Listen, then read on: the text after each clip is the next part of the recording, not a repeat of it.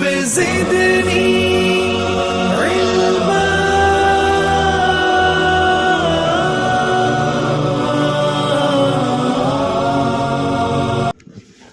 الحمد لله وحده والصلاة والسلام على من لا نبي بعده وعلى آله وأصحابه الذين أوفوا عهده. أما بعد، عن أبي هريرة رضي الله تعالى عنه قال قال رسول الله صلى الله عليه وسلم: احرص على ما ينفعك واستعن بالله ولا تعجز، وإن أصابك شيء فلا تقل لو أني فعلت كان كذا وكذا، ولكن قل قدر الله وما شاء فعل، فإن لو تفتح عمل الشيطان. رواه مسلم.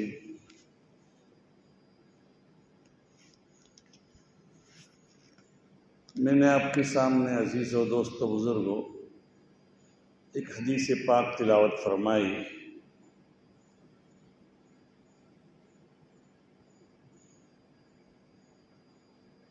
جس میں نبی اکرم صلی اللہ علیہ وسلم ہمیں تعلیم دے رہے ہیں کہ کوئی بھی کام دنیا میں تمہیں کرنا ہے تو اللہ سے مدد طلب کرو. اس میں یہی تعلیم ہے کہ دنیا میں ہونے والا تو وہی ہے جو حق تعالی شانہ نے مقدر کیا ہے. اللہ تعالیٰ جو بھی مقدر فرمائیں گے وہ چیز ہو کر ہی رہے گی. اس میں کسی قسم کا پس و پیش نہیں ہو سکتا. ایک حدیث پاک میں ہے، حضرت موسیٰ علی نبینا اور حضرت آدم علی نبینا علیہم الصلاۃ والسلام کے درمیان میں بحث و مباحثہ ہوا. حدیث ہے مسلم شریف کی، ان طاؤس قال سمعت ابا ہریرہ رضی اللہ تعالی عنہ یقول قال رسول اللہ صلی اللہ علیہ وسلم: احتج آدم و موسیٰ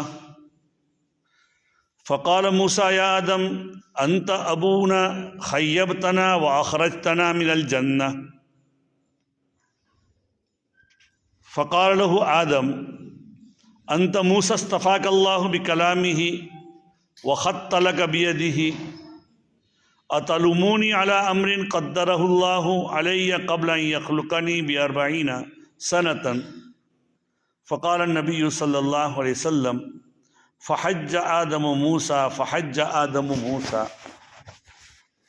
روایت یہ ہے کہ سیدنا آدم اور حضرت موسیٰ علیہ نبینا علیہ الصلاۃ والسلام کے درمیان میں بحث و مباحثہ ہوا، حجت بازی ہوئی. کہاں ہوا؟ یا تو حضرت موسیٰ کے زمانے میں حق تعالی شانہ نے حضرت آدم کو زندہ کیا، یا یہ کہ عالم ارواح میں اللہ تعالیٰ نے جب سب روحوں کو پیدا کر کے سب سے جب یہ ہوئی تھی اس وقت ان کے درمیان میں بات ہوئی. بہرحال جب ان کے درمیان میں ایک قسم کا مناظرہ ہوا، حضرت موسیٰ علیہ نبینا علیہ الصلاۃ والسلام نے حضرت آدم سے کہا: ارے آدم، آپ تو ہمارے ابا جان ہیں، آپ نے تو ہمیں ناکام کر دیا. آپ کو حق تعالی شانہ نے روکا تھا کہ وہ گیہوں کا درخت مت کھانا، لا تقربا هذه الشجرہ فتکونا من الظالمین، کہ اس درخت کے پاس جنت میں جو تھا اس کے قریب بھی مت جانا. اللہ تعالیٰ نے منع کیا تھا، تب بھی آپ گئے اور آپ نے کھایا. فأکلا من الشجرہ. قرآن پاک میں کئی جگہ پر اس کا تذکرہ ہے. جنتی لباس ان کو پہنایا گیا تھا حق تعالی شانہ کی طرف سے، تو لباس اتار دیا گیا.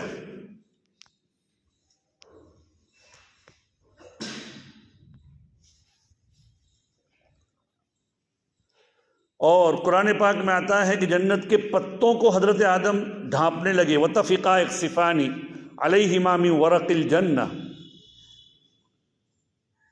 وَنَادَاهُمَا رَبُّهُمَا أَلَمْ أَنْهَكُمَا، اللہ تعالیٰ نے پکار کر کہا تھا کہ میں نے تم کو روکا نہیں تھا کہ اس کو کھانا مت، یہ اس کی پاداش میں ہے یہ سب۔ أَلَمْ أَنْهَكُمَا عَنْ تِلْكُمَا الشَّجَرَةِ، تم نے اس سے کھا لیا۔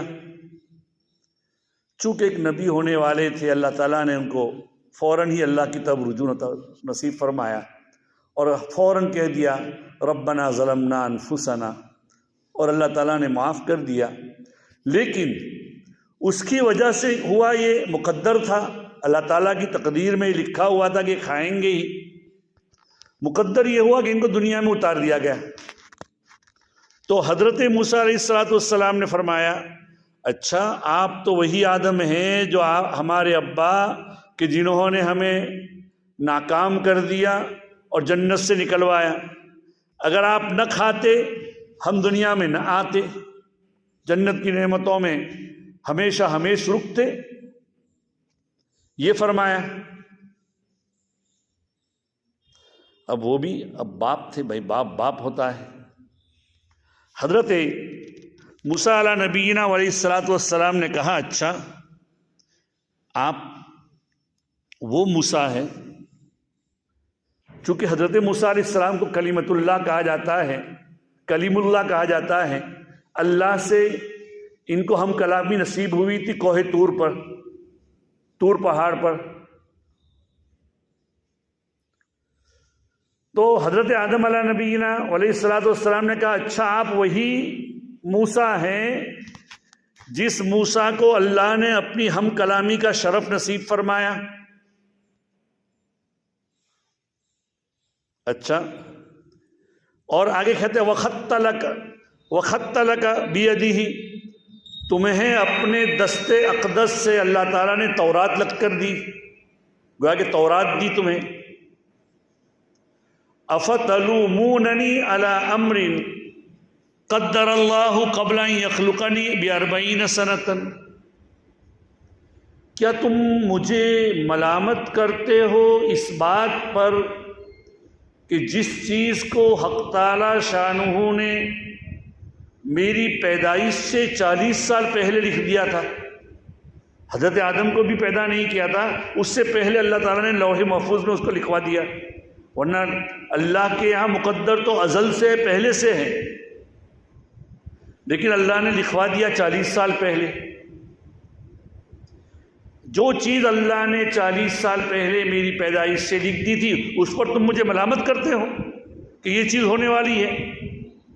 نبی اکرم صلی اللہ علیہ وسلم نے یہاں پر فرمایا فقالہ النبی صلی اللہ علیہ وسلم احتج آدم موسیٰ، احتج آدم موسیٰ، موسیٰ علیہ السلام پر حضرت آدم غالب آ گئے، موسیٰ علیہ السلام پر حضرت آدم غالب آ گئے۔ تو ایک چیز جو مقدر ہونے والی ہے وہ ہو کر ہی رہے گی۔ بندہ تو اللہ کی جو مقدر کی ہوئی چیز ہے اس کے اوپر بندے کا کام تو یہی ہے کہ تفویض کرے۔ البتہ تقدیر کے بھروسے بیٹھے رہنے کا حکم نہیں کیا گیا ہے۔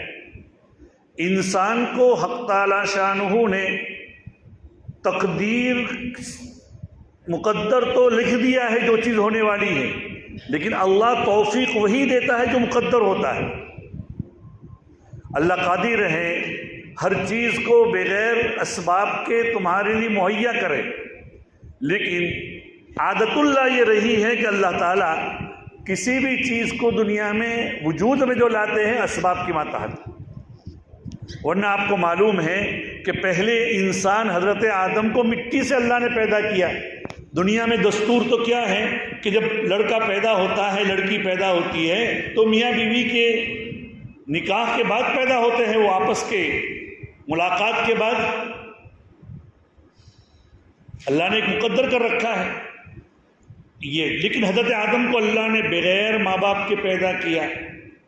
حضرت حوا کو حضرت آدم کی بائیں پسلی سے، یہ جو اوپر والی پسلی ہے ٹیڑھی بہت ہے، اس سے اللہ تعالیٰ نے پیدا کیا، نہ باپ ہے نہ ماں ہے، حضرت آدم کے ایک جز سے پیدا کیا، اور حضرت عیسیٰ علیہ السلام کو اللہ تعالیٰ نے بغیر باپ کے پیدا کیا۔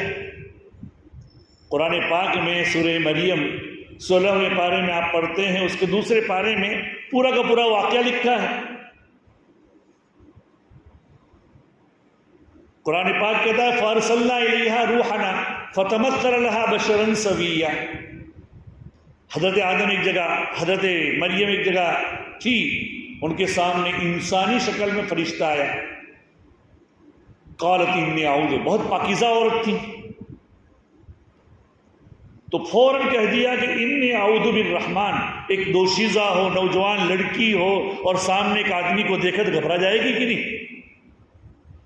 اور جس کا اللہ سے تعلق ہو تو فوراً اللہ کی طرف رجوع کرے گی۔ حضرت مریم نے ایسا ہی کیا، انی اعوذ بالرحمن منک ان کنت تقیا، ارے تو پرہیزگار ہے تو رک جا، اللہ سے تجھ سے پناہ مانگتی ہوں میں۔ یا بعض مفسرین کہتے ہیں کہ اس زمانے میں ایک آدمی تھا جس کا نام تقی تھا، تو اس کے بارے میں لوگ چنی چنا باتیں کرتے تھے، وہ ہوگا اس لیے ایسا کہا۔ تو حضرت وہ جبرائیل تھے، انسانی شکل میں آئے تھے، قال انما انا بشر،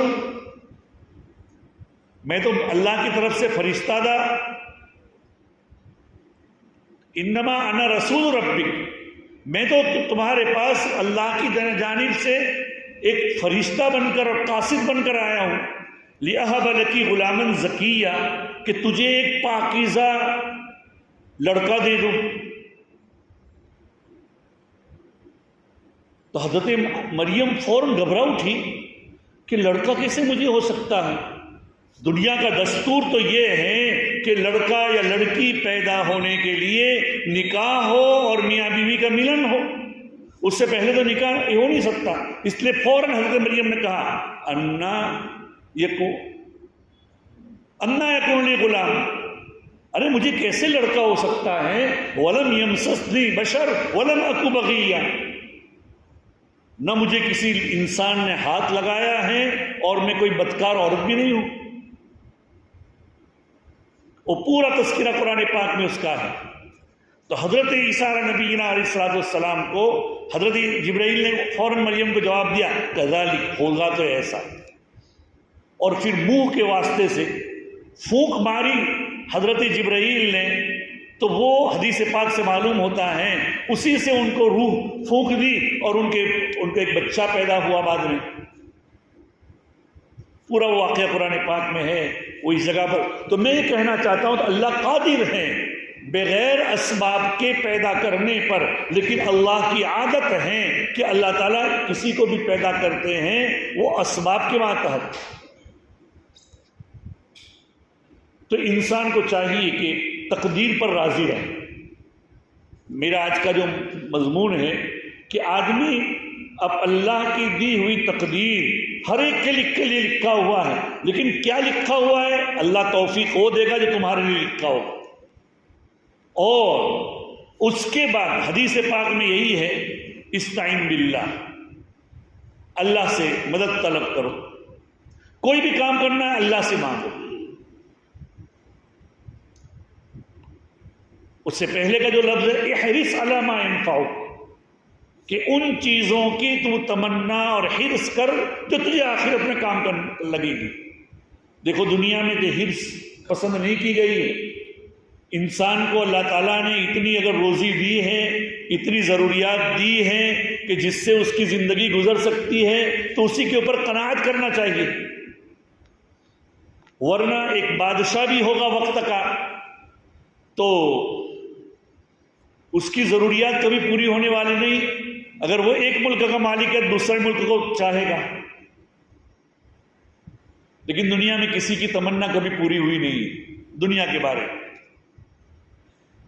اسی لیے حدیث پاک میں اللہ کے رسول صلی اللہ علیہ وسلم فرماتے ہیں لو کان لابن آدم وادیا من ذهب، اگر ابن آدم کے پاس سونے کی ایک وادی ہو تو وہ دوسری وادی طلب کرے گا کہ 2 وادیاں ہو جائیں گی۔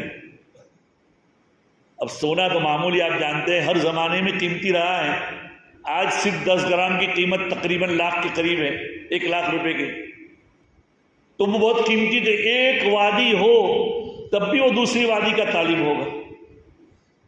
وَلَن يَمْلَأَ جَوْفَهُ إِلَّا التُّرَابُ، حدیث میں آتا ہے ابن آدم کا پیٹ تو کوئی چیز بھر نہیں سکتی سوائے مٹی کے. مٹی ہی یعنی قبر میں جائے گا تب اس کا پیٹ بھرے گا، اس سے پہلے ابن آدم کا پیٹ نہیں بھرے گا. لیکن حدیث میں آتا ہے احرص علی ما ينفع، آخرت کے کاموں کے اندر کیا کرو؟ حرص کرو، بڑھ چڑھ کر کام کرنے کی، اللہ کو راضی کرنے کی کوشش کرو. اگر اللہ کو راضی کرنے کی کوشش کرتے کرتے نہ بھی کر سکیں لیکن اللہ تمہاری نیت پر، نیت المرء خیر من عملہ، اس کی بنا پر اللہ تعالیٰ تمہیں اجر عطا فرمائیں گے. حضرات صحابہ کرام رضوان اللہ تعالیٰ علیہم اجمعین کا واقعہ ہے. کچھ صحابہ جو غریب صحابہ تھے وہ اللہ کے رسول صلی اللہ علیہ وسلم کے پاس آئے کہ اللہ کے رسول صلی اللہ علیہ وسلم، مالدار لوگ ہم سے آگے بڑھ رہے ہیں. کیسے بھی آگے بڑھ رہے ہیں؟ فرمایا کہ ہم نماز پڑھتے ہیں وہ بھی نماز پڑھتے ہیں، ہم تہجد پڑھتے ہیں وہ بھی تہجد پڑھتے ہیں، ہم روزہ رکھتے ہیں وہ بھی روزہ رکھتے ہیں، ہم قرآن کی تلاوت کرتے ہیں وہ بھی کرتے ہیں، لیکن وہ اپنے پاس جو مال ہیں وہ اللہ کے راستے میں خرچ کرتے ہیں اور ہم تو غریب ہیں، ہم خرچ نہیں کر سکتے.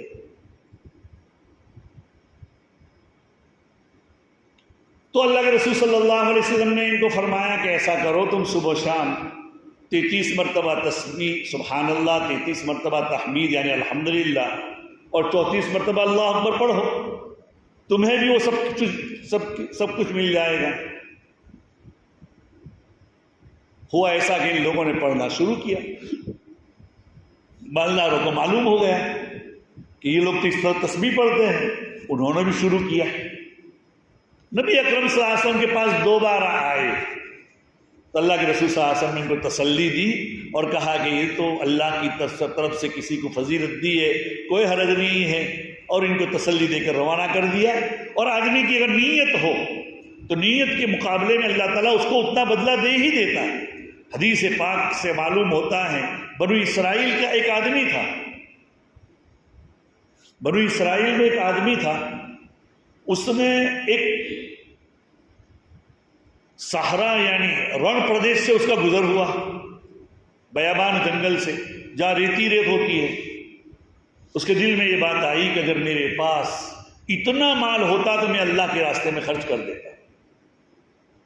اللہ نے اس کو پورا ثواب دے دیا. ایک اور واقعہ میرے سامنے ہے، سیدنا عبداللہ بن مبارک بہت بڑے بزرگ گزرے ہیں، حدیث میں بھی وہ آتے ہیں، راوی ہیں ان کے، تابعین میں سے غالباً بہت بڑے اللہ والے بھی گزرے ہیں. فضائل اعمال میں بھی ان کا نام آپ نے سنا ہوگا. تو عبداللہ بن مبارک رحمۃ اللہ علیہ کو کسی نے خواب میں دیکھا کہ کیسے گزری تمہاری موت کے بعد، انتقال کے بعد دیکھا کیا کہ اللہ نے بڑا انعام کا معاملہ کیا، لیکن میرے گھر کے سامنے جو لوہار رہتا تھا وہ مجھ سے آگے بڑھ گیا.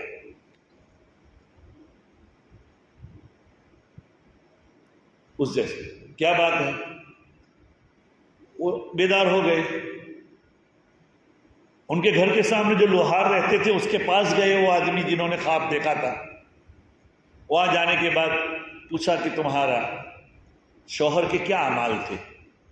کوئی ایسی بات نہیں تھی، بس وہ 2 کام کرتے تھے ہمیشہ، ورنہ نماز پڑھتے تھے اور جیسے عام لوگ پڑھتے ایسے عبادت کرتے تھے. لیکن ان کے اندر ایک عادت تھی کہ جب لوہا کوٹتے تھے اور ہتھوڑا ہاتھ میں لیا ہوا ہوتا اور اگر اذان ہو جاتی تو جس حال میں ہتھوڑا ہو اس حال میں ہتھوڑا چھوڑ کر نماز کے لیے نکل جاتے تھے. اگر ہتھوڑا ایسے اٹھایا ہے تو وہ پیچھے چھوڑ دیتے تھے تاکہ میں نیچے نہ ماروں، ایسا نہیں کہ وہ مار کر جاؤں. وہ اتنی التزام کرتے تھے، اتنی پابندی کرتے تھے نماز کے لیے کہ فوراً ہتھوڑا جس حال میں اس حال میں چھوڑ کر چلے جاتے تھے.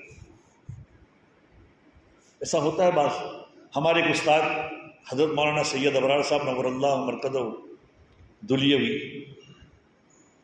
ان کی والدہ کے بارے میں مشہور ہے، ان کی والدہ کی کرامت تھی کہ ان کی والدہ اگر روٹی پکاتی اور اذان ہو جاتی تو وہ سب کچھ چھوڑ دیتی، اگر آگ سلگی ہوئی ہو تو آگ کو بھی اسی حال میں، روٹی توے پر ہو تو توے پر چھوڑ کر چلی جاتی تھی وہ، جب آتی تو روٹی اسی حال میں ہوتی تھی۔ یہ ان کی کرامت، جلتی بھی نہیں تھی، کچھ بھی نہیں۔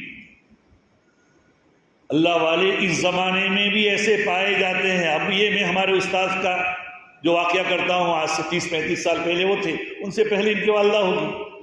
ان کے والد بہت بڑے آدمی تھے، حضرت مولانا شجاع الدین صاحب رحمۃ اللہ علیہ۔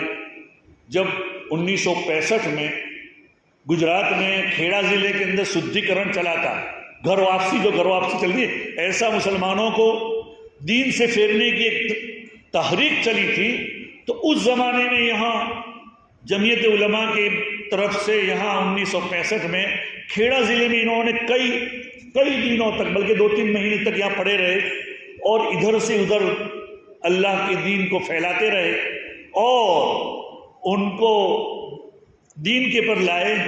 اور اسی حال میں نڑیاد سے کٹھلال آ رہے تھے، نڑیاد سے کٹھلال آ رہے تھے، اور مولانا ابرار صاحب کے والد کا وہاں راستے میں ہارٹ اٹیک ہو گیا، انتقال ہو گیا۔ اور کٹھلال میں بھی آج ان کی قبر موجود ہے، کٹھلال میں ہماری۔ اور کوئی میں نے تحقیق کی تھی، گیا تو نہیں، کوئی ٹیلی فون آفس کے اندر ہے وہ، اور کہتے ہیں بہت بڑے بزرگ ہیں، اس قبر کو وہ لوگ چھیڑتے نہیں۔ تو ایسے لوگ اس زمانے میں بھی پائے جاتے ہیں کہ جو لوگ ایسے تھے کہ ان کی روٹی اگر آگ کے اوپر ڈالی ہو تو وہ جلتی نہیں تھی۔ ہر بیشا گما مبر کے خالص، کہ ہر جنگل میں یہ مت سمجھو کہ یہاں کوئی شیر ببر نہیں ہے، ہر جنگل میں کوئی نہ کوئی شیر ہوتا ہے، ہر زمانے میں اللہ والا کوئی نہ کوئی پایا جاتا ہے۔ تو لوہار کے بیوی نے کہا کہ ان کی ایک عادت تو یہ تھی کہ وہ جو لوہا اٹھاتے تھے وہ ہتھوڑا اسی حال میں چھوڑ کر چلے جاتے، اور دوسری عادت تھی کہ اللہ سے ہمیشہ دعا کرتے کہ اے اللہ تیرا یہ بندہ عبداللہ ابن مبارک میرے سامنے رہ رہا ہے، وہ تو تیری اتنی عبادت کر رہا ہے، اتنی عبادت کر رہا ہے، اور میرے پاس اتنا نظام نہیں ہے، میں دن بھر مزدوری کرتا ہوں، وہ رات بھر تیرے سامنے کھڑا رہتا ہے اور تیری عبادت کرتے ہیں اور تہجد پڑھتے ہیں، لیکن میرے اندر یہ اللہ تو مجھے توفیق دے دے میں کھڑا ہو جاؤں۔ لیکن میرا شوہر اتنا تھکا ہوا ہوتا کہ وہ کھڑے نہیں ہو پاتے تھے، بس اتنی بات تھی اور کچھ نہیں، یہ دعا کرتے تھے۔ تو اس بزرگ نے کہا جنہوں نے خواب میں دیکھا تھا، یہی ایک بات ہے کہ اللہ نے عبداللہ ابن مبارک سے ان کو آگے بڑھا دیا تھا۔ اس لیے مومن کے لیے تقدیر بہت بڑی چیز ہے، جو لکھا ہوا ہے وہ مل کر رہے گا، اور جو لکھا ہوا ہے اس کو تیرے ہاتھ سے کوئی چھین سکتا نہیں۔ اگر ساری دنیا، حدیث پاک میں آتا ہے، اگر ساری دنیا ایک طرف ہو جائے اور تجھے ایک ذرہ برابر نفع بخش، تجھے کچھ نفع پہنچانے کی کوشش کریں تو اللہ نے لکھا ہوا نہیں ہے تو نفع نہیں پہنچا سکتے۔ اور ساری دنیا ایک طرف ہو جائے اور اگر تجھے کوئی نقصان پہنچانا چاہے، تیرا بال بینکا نہیں کر سکتے اگر اللہ نے لکھا ہوا نہیں ہے۔ یہ مومن کا ایمان ہونا چاہیے۔ لیکن اس کے باوجود بھی میں کہتا ہوں دنیا دار الاسباب ہیں، اور اسباب کو اختیار کرنے کی اللہ تعالیٰ نے ہمیں کیا تدبیر کرنے کا حکم دیا ہے، اور تدبیر کے بعد اگر کوئی چیز نہ ہو جائے تو پھر اللہ سے مدد طلب کرو، اور اس کے بعد بھی اس کے خلاف ہو جائے تو یہ کہو کہ اللہ نے مقدر کر رکھا تھا۔ ایسا مت کہو کہ ایسا کرتا تو ایسا ہوتا، نہیں، جو مقدر تھا وہ ہوتا ہے۔ اگر ایسا کرتا، اگر آ گیا، حدیث میں آتا ہے فَإِنَّ لَوْ تَفْتَحُ عَمَلَ الشَّيْطَانِ، کہ لو جو اگر آپ کہتے ہو، وہ اگر سے تو شیطان کا دروازہ اور شیطان کا عمل شروع ہو جاتا ہے، شیطان تم کو گمگشتے راہ کر دیتا ہے۔ اس لیے تم اس کی طرف مت کرو، اپنی تو کوشش کرو، تدبیر کرو۔ البتہ تدبیر کا مکلف بنایا ہے۔ حدیث میں آتا ہے، حضرت اللہ کے رسول صلی اللہ علیہ وسلم فرماتے ہیں ایک موقع پر کہ کسی جگہ پر اگر تعاون نکلا ہو، تعاون پلیگ کو کہتے ہیں، کسی جگہ اگر تعاون پھیلا ہو تو اگر تم وہاں ہو تو وہاں سے نکلو مت، اور تم اگر وہاں نہیں ہے تو وہاں جاؤ مت۔ تم اس شہر میں نہیں ہو جس شہر میں تعاون پھیلا ہوا ہے، اگر تم وہاں نہیں ہو تو وہاں جاؤ مت۔ یہاں علماء کہتے ہیں کہ پہلی جو بات ہے وہ تقدیر اور تفویض ہے، اللہ کے حوالے کرنا ہے کہ بھئی آپ اگر وہاں ہے تو جو ہونے والا ہے وہ ہوگا۔ ہمارے سمجھ میں 1990 اور 2000 کی دہائی میں سورت میں تعاون پھیلا تھا۔ اس زمانے میں بڑے بڑے طاقتور آدمی ہلاک ہو گئے، اور اس زمانے میں حضرت شیخ اجمیری نور اللہ مرقدہ، قاری رشید صاحب جو یہاں آتے ہیں ان کے والد صاحب ہیں، مفتی عبدالرحیم صاحب لاجپوری نور اللہ مرقدہ، جو بڑے بوڑھے تھے، تقریباً 105 سال کی عمر میں انتقال ہوا۔ اس زمانے میں تقریباً 100 سال کی ان کی عمر ہوئی تھی، وہ بالکل صحیح سالم رہے، حالانکہ وہیں صورت میں تھے، راندے تو صورت ایک ہی ہے، پورے علاقے میں وہ پھیلا ہوا تھا، اچھے کسی کو کچھ بھی نہیں ہوا۔ لیکن جو جن کے بارے میں لکھا ہوا تھا کہ ان کی موت تو موت ہوگی ہی، تو ان کی موت آئی ہی، اور حال یہ تھا کہ وہ لوگ وہاں سے نکلنے لگے اور اپنی بستیوں میں جانتے تھے، تو ان کی بستیوں میں، مثلا سورت میں رہنے والے راجستھان کے ہیں، لوناواڑا کے، تو بستی میں بھی ان کو گھسنے نہیں دیا جاتا کہ جاؤ واپس۔ سورت پارسنگ کی اگر گاڑی کہیں مل جائے تو اس کو راستے سے واپس بھیج دیتے تھے، یہ حال تھا لوگ۔ تو شریعت نے یہ کہا ہے کہ تم کیا کرو، تقدیر، اور تقدیر پر بھروسہ کرو، اور اگر تم وہاں نہیں ہو تو تدبیر یہ اختیار کرو کہ وہاں مت جاؤ۔ تو اللہ تعالیٰ نے مقدر میں جو چیز لکھی ہوئی ہے، انشاءاللہ تقدیر کے بارے میں ابھی بہت کچھ باقی ہے، تو آئندہ ہفتے انشاءاللہ اللہ چاہے گا تو بیان ہوگا۔ اللہ تعالیٰ ہمیں بھی اپنے ذات کے اوپر بھروسہ کر کے کام کرنے کی توفیق نصیب فرمائیں۔ وآخر دعوانا ان الحمدللہ رب العالمین۔